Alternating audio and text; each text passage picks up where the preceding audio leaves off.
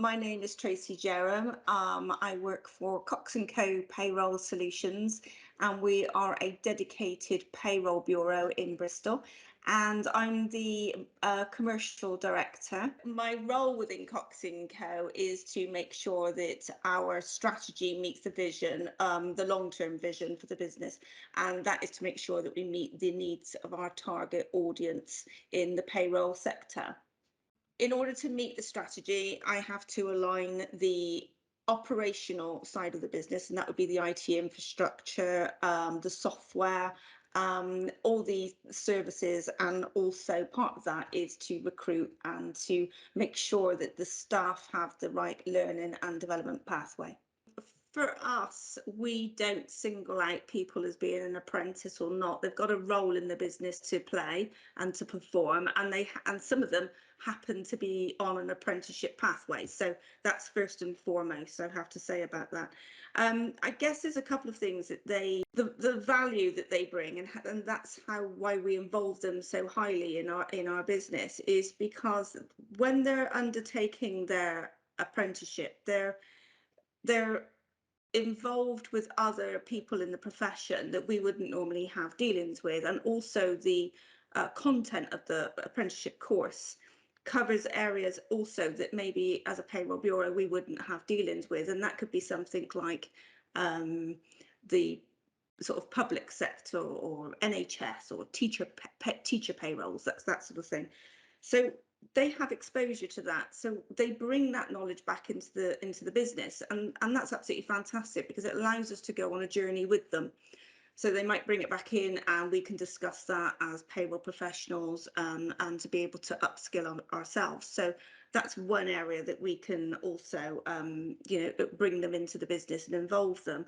I guess also we highly value upskilling our staff, and we hold every Tuesday, it's called a Training Tuesday, and it's where we task individual members of the team to go and research a topic. It could be to do with payroll, it could be to do with a particular sector or a particular industry, it could be to do with actually our business. And we like to get our apprentices to also be involved in that by researching a topic, by maybe something that they've covered on their course, maybe them to look into something a little bit more in depth so that they can come back and share that knowledge. So they've done the research, they've created a presentation, and then they share that knowledge with us in a meeting. And I think that that's absolutely core, really, to be able to make sure that people have a broad range of skills, because on the back of that, it improves their presentation skills, it improves their ability to speak in public, maybe make videos, maybe create some more guides for clients to improve customer service, even social media campaigns. So we really enjoy that aspect of what they're going out and learning in their apprenticeship, that they bring that back into the business and we can all share in that growth, and also that continues into their assignments that they're writing, and the way that they're evaluating their practice. So I really value the way that they're able to do the self-evaluation of their own practice, but also what we do within the Cox & Co. So it gives us an opportunity to say, what do we do, how do we do it, and why do we do it that way, and is there a better way of doing it?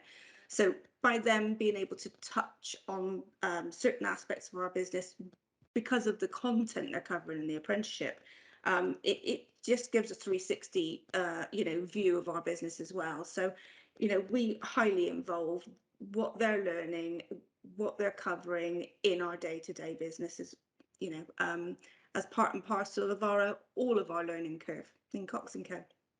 So for us, I see it as a definitely a three-way dynamic. So there obviously is the apprentice, the employee, who wants to do well because that's why they've decided to undertake the apprenticeship. But for us as well, as an employer, it's about making sure that team member is fully supported. And the way we do that in Cox & Co is we ring fence their learning. So we ensure that regardless whether it's month end or year end, or we've got a critical part of the business year, that employee, that apprentice, is given their 1 day a week off of their working schedule to be able to concentrate on their assignments, attend their courses, to do independent research and reflective practice, to attend their mentoring sessions with the apprenticeship provider, and obviously the revision for their endpoint exams. So for us, that sends out lots of signals. That sends us out to the apprentice that we really value what they're doing, that we're able to allow them to have the time away from the day-to-day work to be able to concentrate on their studies. It also sends a signal out to the rest of the business, the other staff members, that we really value and we're invested in that person, that we want them to be able to do well. The other side of it also is the apprenticeship provider. For us, it's absolutely important that the apprenticeship provider delivers, is 100% committed on delivering 100% of its course content in the best possible way. So it's ensuring that the apprenticeship courses are well attended, that the tutors turn up, that the students turn up, that the course materials are high quality, that the employee and the employer receives really quality feedback, so that we know how our member of staff's doing and they know how to improve with their assignment writing and the way that they're getting on with their calculations and their understanding of payroll legislation. And that really helps them to be motivated. So it is definitely the three things. One, the employee's got to want to do it, but that's not enough. Us as an employer we have to invest in them and give them the time and the support to be able to flourish.